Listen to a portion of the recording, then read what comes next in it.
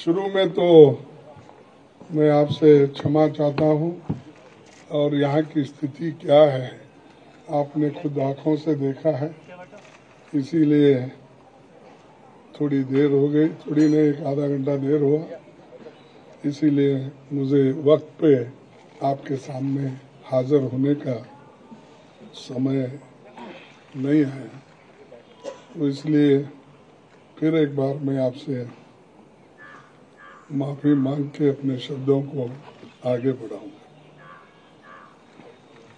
आजादी के 75 साल के इतिहास में भारतीय राष्ट्रीय कांग्रेस ने लगातार इस देश की डेमोक्रेसी को मजबूत किया और संविधान की रक्षा की।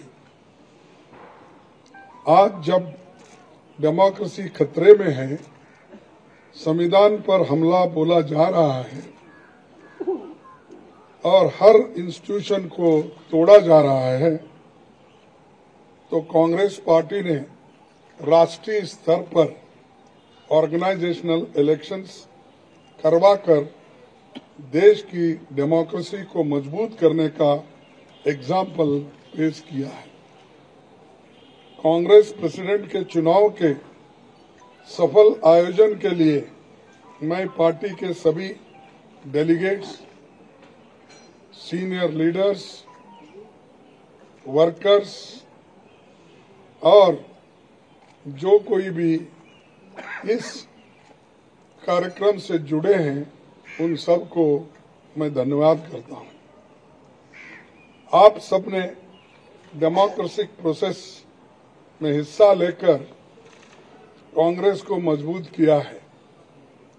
मेरे साथी श्री शशि थरूर को भी शुभकामना देता हूं, क्योंकि ये चुनाव में हम एक प्रतिनिधि के रूप में हम और वो खड़े थे, लेकिन चुनाव बहुत अच्छा चला और वो भी मुझे आकर मिले, एक दूसरे से हम मिलकर अपना जो आगे पार्टी को बढ़ाने का भी जो कुछ कोऑपरेशन मैंने भी पूछा और उन्होंने भी हंसते हुए, ये तो एक डेमोक्रेटिक प्रोसेस है, हमको मिल के काम करना है, ये कहा, तो इसलिए मुझे बड़ी खुशी होती है।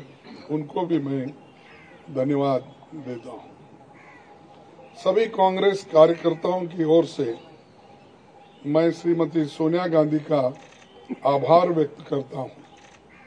सोनिया जी ने पर्सनल सैक्रिफाइस कर 23 वर्ष तक कांग्रेस पार्टी के अपने खून पसीने से सींचा है। सोनिया जी की लीडरशिप में न केवल हमने 2 बार केंद्र में सरकार बनाई, बल्कि अनेकों राज्यों में कांग्रेस को रिवाइव किया और राज्यों में भी सरकार उन्होंने बनाई। उनका कार्यकाल इतिहास में याद रखा जाएगा, जो इतने लंबे समय तक पूरा कार्य करके पार्टी को एक शक्ति दी।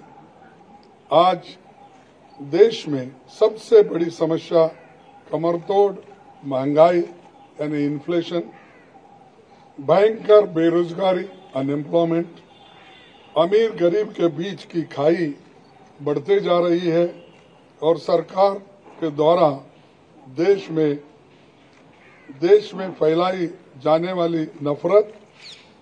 देश की इन समस्याओं के खिलाफ जन आंदोलन तैयार करने के लिए पूर्व कांग्रेस अध्यक्ष श्री राहुल गांधी कन्याकुमारी से कश्मीर तक 3,570 किलोमीटर की यात्रा पर निकले हैं। आज पूरा देश उनके संघर्ष से जुड़ रहा है। मैं कांग्रेस जनों और देश के लोगों से अपील करता हूं कि देश के हित में भारत जोड़ो यात्रा में शामिल होकर श्री राहुल गांधी जी के कंधे से कंधे मिलाकर चलेंगे। उन्होंने मुझे 1 घंटा पहले मुझसे उन्होंने कहा कि आपको अभिनंदन, आप कांग्रेस के अध्यक्ष बने हैं और मैं एक कांग्रेस के सिपाही के नाते काम करते रहूँगा और आगे बढ़ेंगे सब मिलके, ऐसा उन्होंने मुझसे कहा। इसीलिए मुझे बड़ी खुशी होती है कि वो पादयात्रा में रहते हुए वो अपना थोड़ा सा समय मेरे लिए उन्होंने फोन पे बिताया, इसलिए मैं उनका भी धन्यवाद करता हूँ।